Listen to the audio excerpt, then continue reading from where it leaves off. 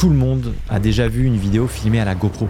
Un angle unique, des images qu'on n'avait jamais vues auparavant. Cette marque qu'on connaît tous et qui a donné envie à des millions de personnes de faire de la vidéo. Mais ce que vous ne savez peut-être pas, c'est que derrière ces images se cache une histoire controversée qui l'a fait passer du sommet de la gloire à une chute vertigineuse, plongeant l'entreprise dans l'une des pires crises jamais vues en seulement quelques années. Comment une entreprise qui valait 11 milliards de dollars, qui était un symbole d'innovation et de succès, a-t-elle vu sa valeur s'effondrer à une fraction de ce montant? Qu'est-ce qui a bien pu se passer pour qu'une marque adorée par tous perde son statut de leader incontesté? Des décisions stratégiques risquées, des échecs commerciaux, des choix financiers aussi qui ont condamné l'avenir de cette entreprise iconique. Dans cette vidéo, on va plonger dans les coulisses d'une des plus grandes chutes du monde de la tech.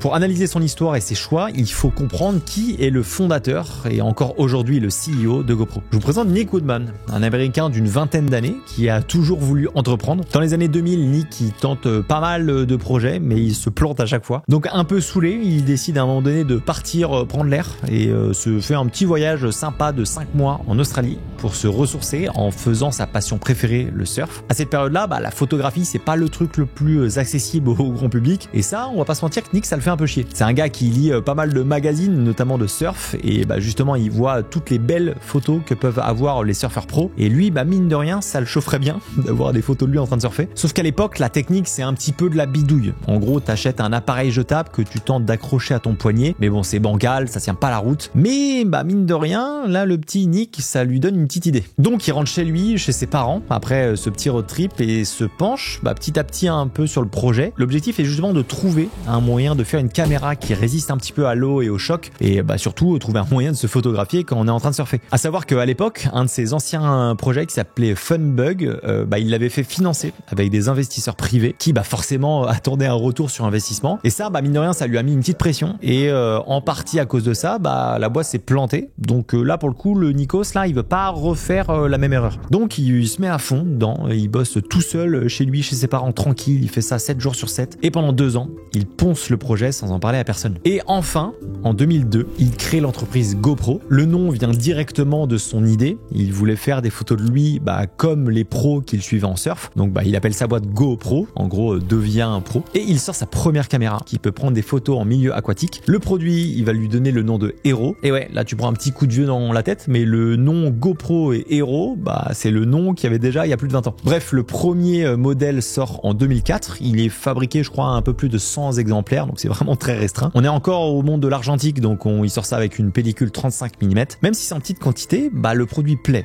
Il continue à bosser un peu sur l'idée et plus ça avance, plus ça prend forme. Et en 2006, la première GoPro digitale fait son apparition. Alors, je vais te parler de résolution, tu vas voir que c'est pas la dinguerie, on est en 2006, mais ça shoot maximum en 240p jusqu'à 10 secondes max et il n'y a pas d'audio. Donc là, ça paraît dérisoire, mais à l'époque, c'est quand même pas mal. Le boîtier est quand même assez petit et mine de rien, on est quand même sur une petite révolution. Et assez vite, Nick le comprend et il tient enfin son produit à succès qu'il essaye d'avoir depuis des années. Au fil du temps, le produit s'améliore, la communication aussi. Nick se chauffe un peu et il passe devant les chaînes de télémarketing pour justement un peu promouvoir son produit révolutionnaire. C'est un gars qui est assez à l'aise avec les caméras, on le verra un peu plus tard, mais c'est un gars qui aime assez bien se mettre en avant.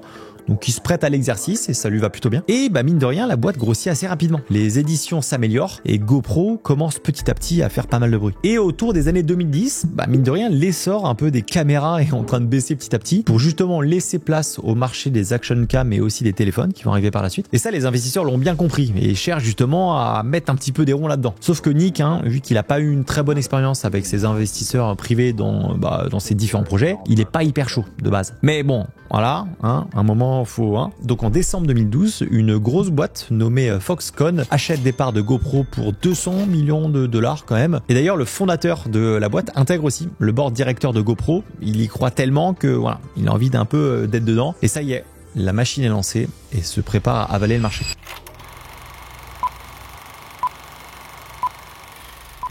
Donc GoPro, toujours dirigé par Nick, devient très rapidement l'action cam par excellence. C'est vraiment la caméra qu'on prend pour capturer des images qu'on n'avait jamais vues avant. On peut l'accrocher quasiment partout, on peut le mettre sur des animaux, sur des sportifs extrêmes. Ça devient vraiment en fait la caméra à avoir et tout le monde veut sa GoPro. Parce que oui, en soi, le marché des sportifs, c'est quand même un marché de niche. Parce que oui, jusqu'ici, mine de rien, GoPro targetait quand même pas mal les sportifs de haut niveau, les sportifs extrêmes. Mais mine de rien, ça reste un marché niche. Et là, pour le coup, GoPro voit un peu plus grand. En fait, la stratégie marketing de GoPro, elle est simple. Il target pas ceux qui ont besoin d'une GoPro, il target ceux qui veulent une GoPro. Et mine de rien, ça marche. Combien d'entre nous, on s'est retrouvé à regarder une vidéo de présentation de GoPro, à se dire putain, imagine ce que je pourrais faire avec ça. Tu vois, ce côté d'avoir envie d'acheter la caméra juste après d'avoir regardé la vidéo de présentation. Alors que pourtant, on fait pas de saut extrême, on fait pas de salto arrière, triple backflip ou je sais pas quoi. Hein. Mais GoPro était très fort là-dessus. Ils ont toujours réussi à nous donner envie d'acheter une GoPro. Et c'est là où en fait où ils ont bien géré parce que en fait ils ont basé leur produit sur un lifestyle. Ils vendent pas l'objet ou la techno qu'il y a dedans, ils vendent le train de vie qui va avec, les activités trop cool que tu vas pouvoir faire et montrer au monde justement grâce à GoPro. Faut aussi comprendre que c'est un produit qui arrive pile au bon moment en fait. Ça arrive au moment de la démocratisation des vlogs, notamment de Casey Neistat, de Peter McKinnon et plein d'autres. Donc en fait le monde entier découvre la création de contenu et encore une fois combien d'entre nous ont eu envie de faire pareil ou je sais pas d'avoir justement une petite caméra un peu simple à utiliser pour documenter nos week-ends,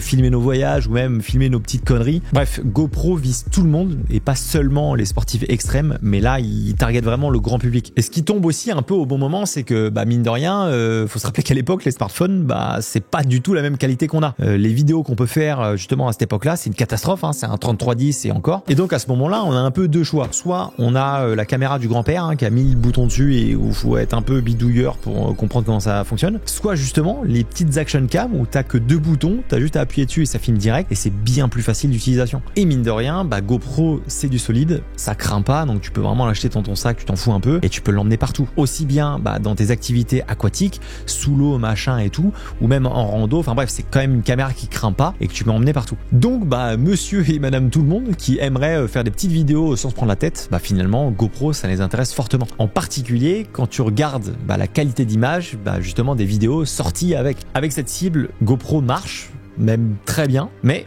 il est encore fin. Nick voit encore plus gros, encore plus grand, et un événement d'ailleurs va tout changer, peut-être d'ailleurs enclencher un petit peu sa chute.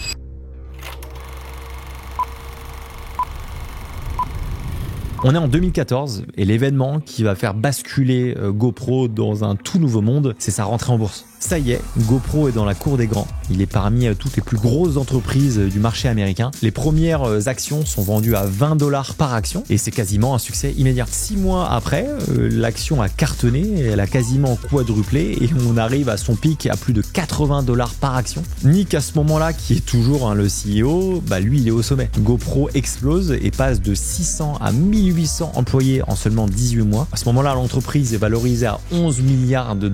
Les ventes cartonnent, les marges continuent d'exploser. En plus de ça, en octobre 2014, GoPro sort sa Hero 4 qui pour beaucoup a été un game changer. On est un petit peu dans la révolution de l'iPhone 3GS dans le game un peu des smartphones. Bref, la Hero 4 a tout pour cartonner, elle a une bonne qualité d'image, elle a des fonctionnalités qu'on n'avait pas les autres. On passe maintenant aussi à de la 4K. Bref, plusieurs modèles sortent de cette pépite et on va pas se mentir que c'est assez cool comme des pipins. Ça y est, Nick l'a fait. Il est sur le toit du monde dans l'industrie des action cam. Au passage, d'ailleurs, il se fait un petit kiff parce qu'il prend un petit package de $285 millions cette année-là, ce qui fait de lui le CEO le mieux payé aux USA en 2014. Voilà.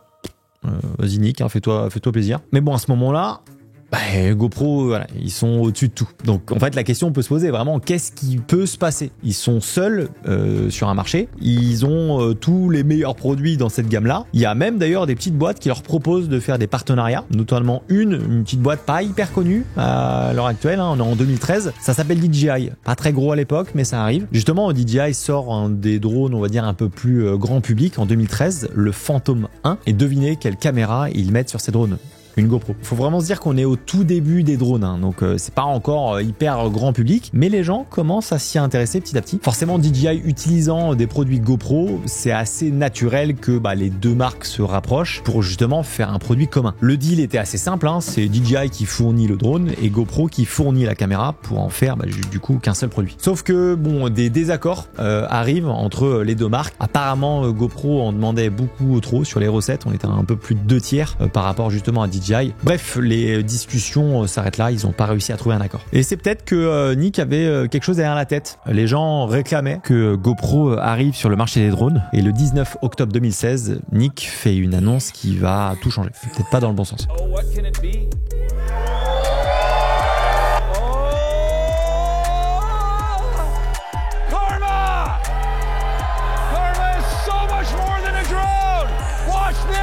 Donc ça y est, GoPro se diversifie enfin et se lance dans les drones avec son drone qu'il appelle Karma. Un choix de nom assez drôle par rapport à ce qui passera derrière. Donc c'est clairement une caméra volante qui est typiquement orientée grand public. Ça se veut léger, avec une bonne qualité d'image comme on les connaît avec les GoPro. Et l'idée c'est que ça soit assez simple d'utilisation, que ça prenne pas trop de place. Bref, un drone grand public. Et mine de rien, GoPro est persuadé que ça va être un pari gagnant. Mine de rien, ils ont mis un peu plus de 200 millions de dollars d'investissement sur cette partie-là drone. Donc ils y croient quand même très fort. Pour la petite anecdote, une semaine après l'annonce du Karma, DJI sort un tout nouveau drone sorti de nulle part, le DJI Mavic 1. Un drone qui vient clairement se positionner en concurrence avec le Karma. C'est, on va dire, sensiblement les mêmes drones, hein. On est quand même dans des prix plus ou moins similaires, autour des 1000 $, sur un poids et un encombrement pas trop éloignés, avec des fonctionnalités similaires. Donc en soi, la strat de GoPro, c'était clairement de prendre des parts de marché à DJI et ils ont tout fait pour. Sauf que le drone, c'est une catastrophe. Des bugs énormes qui le font cracher, des problèmes techniques à répétition, des gros problèmes d'alimentation aussi qui coupaient en plein vol. Bref, après à peine un mois de lancement, GoPro rappelle 2500 Karma parce qu'en fait c'est pas possible. Il y a un truc qui va pas avec ce drone et il est pas fiable quoi. Et mine de rien, GoPro, ils trouvent des solutions. Ils essayent d'essayer de régler un peu leurs problèmes, de faire des mises à jour et tout, mais ça prend pas quoi. Le drone ne marche pas, les problèmes continuent. Et après, mine de rien, un très lourd investissement et des problèmes qu'ils ont pas réussi à régler. GoPro décide en janvier 2018 d'arrêter sa partie drone et d'ailleurs licencie tout le monde de cette section. Et c'est un peu dommage parce que c'est là où on voit la première erreur. Ils ont mis un peu trop de temps à arriver sur le marché des drones et la concurrence, notamment DJI, est venue et a raflé vraiment tout le marché quoi. Et mine de rien, GoPro se voyait peut-être un peu trop beau à tenter quelque chose peut-être un poil trop gros pour eux, ou en tout cas ce qui est sûr c'est un poil trop tard et c'est clairement planté. Mais bon, GoPro ça pèse un petit peu, il y a du monde derrière, ça a quand même des reins solides et ça reste à cette époque-là le leader sur les caméras d'action. Donc voilà, ils vont se concentrer là-dessus et appuyer très fort.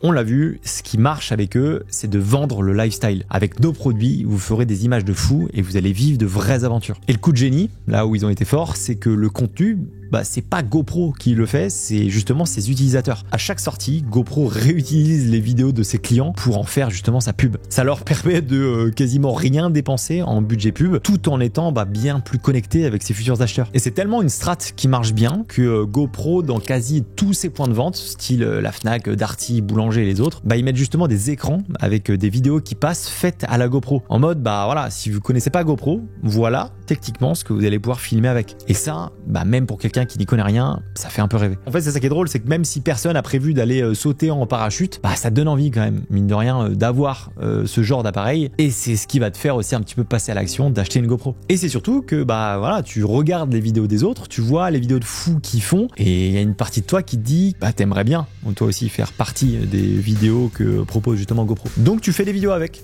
Tu les publies et à contrario tu leur fais de la pub parce que l'image GoPro avec une image très large est quand même assez reconnaissable et ça GoPro l'a très bien compris. C'était leur point de communication fort et en 2018 ils décident de passer on va dire à l'étape d'après quoi. Alors justement avec l'arrivée de la Hero 7, GoPro sort un nouveau concept inédit jusqu'ici, le $1 Million Challenge. L'objectif est simple, vous faites une vidéo, vous la publiez et si jamais votre rush atterrit dans la vidéo finale du challenge qui faisait à l'époque 2-3 minutes, vous gagnez une partie des $1 million répartis entre tous ceux qui sont justement présents dans la vidéo. Tout le monde essaye et ça c'est un très gros coup au marketing. Pour le coup, énormément de gens essayent d'être dans cette vidéo là. Même moi aussi j'ai essayé d'envoyer ma vidéo. Je sais pas pourquoi. Elle n'a pas été prise, hein. J'attends toujours des explications aujourd'hui. Bref, à ce moment-là, on est à l'apogée de GoPro. Même le nom commercial, ça devient le nom commun de l'objet. Tu dis pas, tiens, il faudrait que je m'achète une action cam. À cette époque-là, tu dis, putain, ça serait bien que je m'achète une GoPro. Et ça, c'est très rare. Il y a vraiment très peu de marques qui ont réussi à donner leur nom à l'objet. Comme Kleenex peut l'avoir fait avec Mouchoir, un Tupperware justement avec les boîtes, ou encore Frigidaire aussi avec justement les frigos. Mais tout ça là, tout ce qu'il a créé, cette immensité, cette grosse boîte, c'est pas assez suffisant pour Nick. Il veut faire encore plus gros. Il veut que la marque soit encore plus reconnue. Et mine de rien, il a une stratégie depuis longtemps, c'est d'aller au-delà de la boîte tech, c'est de devenir un véritable média. En fait, il est pas bête, il a bien compris que ce qui faisait vendre ses produits, c'était justement les images produites avec. Donc pour aller encore plus loin et être encore plus gros, il décide d'aller vers du divertissement. Et pour ça, GoPro recrute pas mal de monde, assez haut placé chez Skype, chez MTV, HBO ou même Hulu pour justement se staffer et se démarquer sur cette partie un petit peu média. Faut se dire aussi qu'à ce moment-là, on est un peu à l'ère des contenus originaux. House of Cards vient de sortir, on est vraiment dans le délire un peu des séries. Netflix aussi grossit de jour en jour. Et GoPro veut faire un petit peu la même chose, avec un contenu un petit peu original, quoi. Et donc, ils pivotent un petit peu et placent justement leur médiatisation au cœur de leur stratégie. Et donc pour ça, ils ouvrent une chaîne, GoPro Channel, qui vont diffuser sur pas mal de plateformes, hein, Xbox Live, Roku qui est un peu connu, on va dire, aux États-Unis, YouTube et pas mal d'autres chaînes aussi d'ailleurs. Et le but était de couvrir et de suivre des athlètes, des aventuriers, des projets toujours plus fous les uns que les autres pour justement réutiliser le contenu de ces utilisateurs in fine pour en faire la promotion. Et mine de rien, leur chaîne cartonne, notamment leur chaîne YouTube qui a été pendant un bon moment la marque numéro 1 sur YouTube, GG à eux. En fait, ils travaillent à fond sur leur image et ils enchaînent les projets toutes plus extrêmes les uns que les autres. Ils font beaucoup de partenariats, même je pense la vidéo Red Bull en 2015 avec le saut dans l'espace de Félix qui a été un événement. Voilà, c'était filmé avec des GoPro. Et ils continuent d'ailleurs à faire des partenariats un peu partout. Ils ont fait BM, Ford, Wimbledon. Voilà, ils en ont eu à l'appel. Et en soi, la strat est très bien rodée. Tout est fait pour que ça marche. On est vraiment au maximum du divertissement, mais ça prend pas. Ils ont beau essayer de changer strat, de recruter Mbappé qui tu veux, de la communication, du divertissement, ça ne marche pas. En soi, ça marche, mais c'est juste que c'est pas assez rentable. Et typiquement, les marges qu'ils font avec leurs produits est bien plus intéressant. Donc GoPro ne trouve pas la bonne formule pour monétiser son contenu. Pour le coup, je pense que les utilisateurs voient pas spécialement la valeur de payer en fait du contenu qu'ils pouvaient déjà un peu retrouver gratuitement sur YouTube. Donc en 2018, ils prennent aussi la décision de mettre fin à leur aventure médiatique. Et là, ça commence à faire un peu beaucoup. On a paumé les drones, on a paumé la médiatisation. On est quand même sur 2 échecs là. Bon, après, ça va. Faut quand même se dire que les ventes de GoPro cartonnent et c'est pas prêt de s'arrêter. Enfin voilà, ils ont quand même large, non ?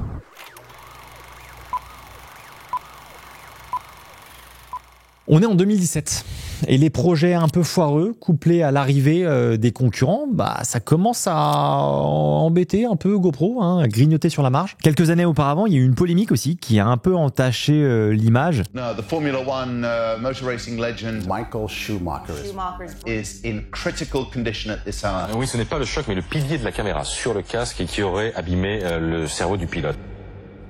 En octobre 2014, un journaliste sportif déclare que l'accident de ski du célèbre pilote de Formule 1 Michael Schumacher a été causé par le pilier de la GoPro qu'il avait justement sur son casque. Et ça, ça a causé une chute de 12% sur le cours de la bourse. Et évidemment, ça a énormément nui à l'image de la marque. C'est une histoire qui a été un peu étouffée avec le temps, mais voilà, ça n'a pas arrangé les choses. En fait, eux qui avaient tellement d'avance, commencent à se faire rattraper. Notamment sur un des secteurs qu'ils ont développé aussi petit à petit, c'est le secteur des vidéos 360, donc ils filment un peu tout autour de soi, quoi. GoPro a sorti sa caméra 3.6, la Fusion. C'est une caméra qui n'était pas incroyable, là où quasiment en même temps ou un peu plus tard en 2018, il y a Insta360, pareil, une nouvelle boîte un peu chinoise, arrive avec sa caméra 3.6, la X1, qui marche aussi très bien et quand même un peu moins encombrante. Et là, on arrive à un des plus gros problèmes de GoPro, c'est l'innovation. Eux qui étaient leaders incontestés dans la fabrication d'action cam, se retrouvent confrontés à 2 grands concurrents qui innovent en permanence. Et on parle là de DJI et de Insta360. Et face à ces 2 petites boîtes, mais qui commencent à grossir très très rapidement, GoPro perd des parts de marché face à la Osmo Action ou la One Air. Encore à l'heure actuelle, la GoPro Fusion Max a eu seulement une amélioration depuis sa création, là où Insta360, ils se sont rendus à la 4e version. Et en fait, le problème, c'est que que ça a shifté, même dans l'investissement. En 2016, GoPro investissait 316 millions de dollars en recherche et développement. En 2019, l'investissement a été divisé par 2 et est passé à 150 millions. Donc forcément, ils ont plus du mal à innover, quoi. Et à ce moment-là, le statut de leader qu'avait GoPro est en train de tourner. Et ce qui est encore pire, c'est qu'ils arrivent petit à petit au statut de suiveur et regardent passer devant les marques qui l'ont doublé. À cette époque, on va pas se mentir que on est pile à ce moment-là où là ça commence à aller mal. Là, clairement, il y a des vagues de licenciements qui arrivent de tous les côtés. Le salaire même du CEO passe à 1 euro. Donc voilà, c'est un peu une petite indication. En fait, les coûts de production augmentent là où les ventes stagnent. Donc à un moment, ça coince, quoi. On est 2018-2019, on est quand même à l'ère des smartphones. Ça arrive de plus en plus. Ça y est, on arrive maintenant à une qualité d'image qui commence à être limite meilleure que ce que peut proposer justement GoPro. Donc est-ce que ça vaut le coup de se balader avec une GoPro dans son sac quand on peut filmer justement du vlog ou des choses comme ça avec son téléphone? Et comme si ça ne suffisait pas, en fait d'autres problèmes encore plus importants arrivent, c'est la fiabilité du produit. Les GoPro à ce moment-là et même un petit peu avant, y a des gros problèmes de surchauffe, des problèmes de batterie, de fiabilité en fait simplement. Des gens filment des passages et les retrouvent pas. Et jusqu'ici c'était peut-être un peu moins dérangeant parce que il y avait que eux sur le marché et globalement on était au début de cette techno là, donc on va dire qu'il y a le droit à l'erreur. Sauf que chez les concurrents ils ont pas tous ces problèmes. La qualité d'image est pas mal remis en question à cette époque-là aussi. Quand tu vois en fait les pubs incroyables qui sortent et quand toi tu achètes la caméra et que tu filmes, il y a un Samsung P1 de 2003. Voilà, enfin c'est un peu à se demander, tu vois, qu'est-ce qu'ils ont utilisé dans leurs vidéos pour que ça soit aussi bien fait, quoi. Bon, ça c'est une strat que fait énormément de marques. C'est pas nouveau d'essayer de retravailler un petit peu son image en post-production. Mais voilà, il y a un petit décalage quand même entre ce que tu as dans les mains et ce que tu vois derrière. Et pour couronner le tout, GoPro, c'est pas les pros de tout ce qui est mis à jour. Il laisse beaucoup trop de bugs. Le SAV, c'est une catastrophe. Et quand tu regardes les notes que donnent les utilisateurs à GoPro, c'est plus qu'alarmant. Là, il y a un truc qui va vraiment pas. Et à ce moment-là, on est un peu en train d'assister au début de l'effondrement de la marque qui était au top en fait quelques années plus tôt.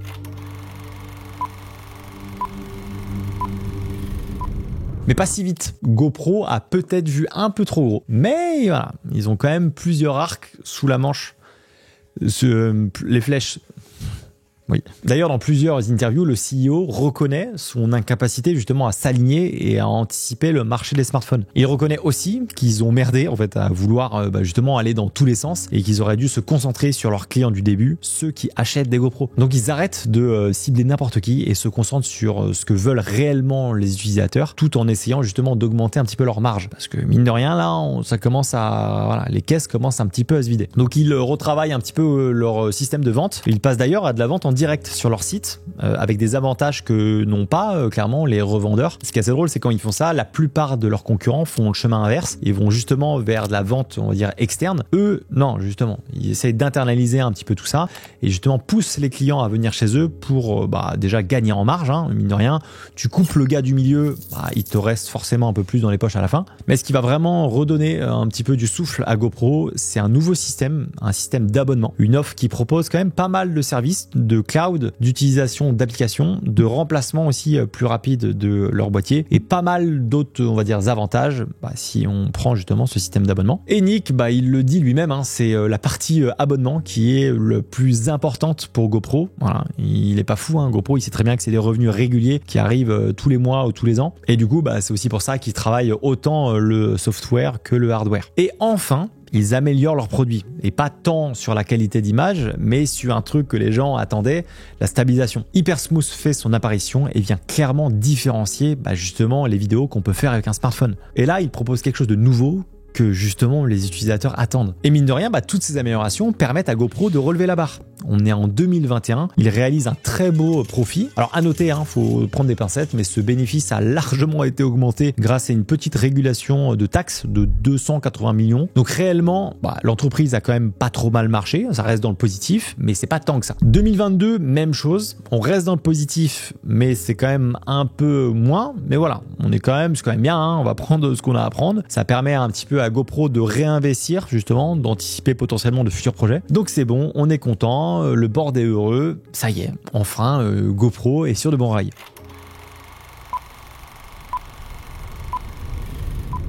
Non.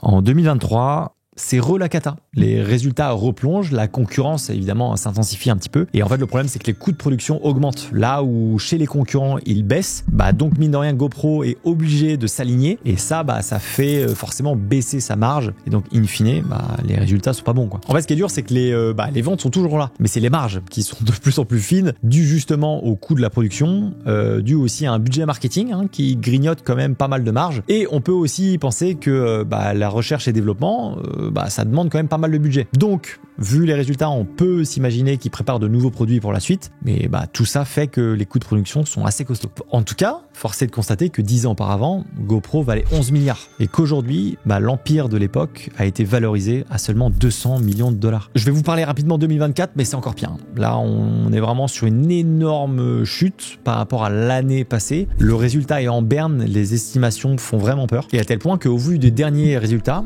les études estiment que GoPro a une probabilité de faillite de 33%. Donc on a une chance sur 3 de voir GoPro disparaître. Et du coup, la question qu'on peut se poser, c'est jusqu'à quand ils vont pouvoir tenir ?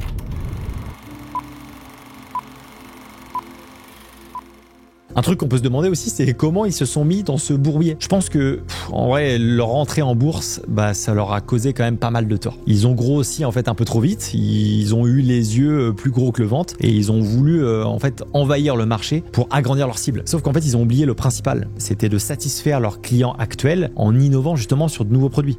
Et ça, c'est un peu le problème qu'ont les entreprises quand ils rentrent en bourse. Forcément, ils ont des actionnaires à satisfaire et donc la rentabilité devient limite une priorité par rapport à l'innovation. Et en allant chercher plus de chiffres, en fait, on oublie que les clients, ils attendent de réelles améliorations. Peu d'innovation couplée à une concurrence qui a appris d'ailleurs de leurs erreurs et innove aussi bien plus vite sur un secteur de marché qui est de plus en plus bouché. Voilà, ça aide pas. Par-dessus ça, avec l'arrivée des smartphones de plus en plus quali, de plus en plus résistants, waterproof. Voilà, forcément, le marché de l'action cam, il est un peu en déclin aussi. Et en fait, la différence, c'est que les concurrents, ils peuvent se permettre de perdre un peu d'argent sur ces produits-là. Eux, ils ont d'autres produits un peu vache à lait pour justement investir dans les action cam. Là où GoPro, ils ont rien en fait. Ils ont tenté les drones, ils se sont pété la gueule. Les caméras à 360, on attend toujours les versions suivantes. En fait, c'est pas tellement qu'ils ont fait des erreurs, parce que des erreurs, toutes les entreprises tech en font. C'est qu'ils ont pris du temps à s'en rendre compte et de vouloir cibler justement le monde entier. Ça a été clairement une des plus grosses erreurs. Et le CEO lui-même lui dit, l'erreur, ça a été de penser que tout le monde devait avoir une GoPro entre les mains. Et la réalité, c'est que c'est faux. Combien parmi vous ont une GoPro